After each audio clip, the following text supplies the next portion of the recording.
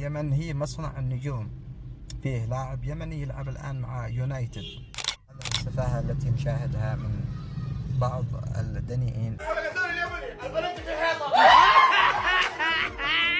الكرة اليمنية يا حبيبي قامت قبل أن تقوم دولتك.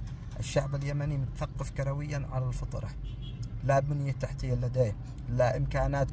لو يعرفوا أن الكرة اليمنية بدأت عام 1905، بدأ يعني إنشاء أول نادي رسمي. هذا النادي قبل أن تكون هنالك دولهم، وللأسف اليوم يضحك على الكرة اليمنية. ومع ذلك الشعب اليمني يقوم من على الركاب ليخبر الجميع أنه شعب رياضي على الفطرة وعلى السجية.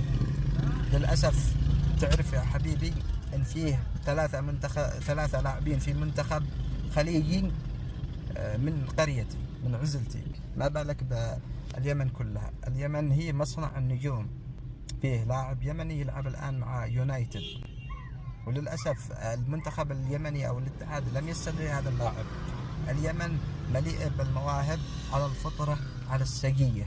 ماذا لو توفرت الإمكانات والدعم والتشجيع والتحفيز؟ كيف بيكون المنتخب اليمني وكيف بتكون نجوم اليمن ومنتخباته وجماهيره؟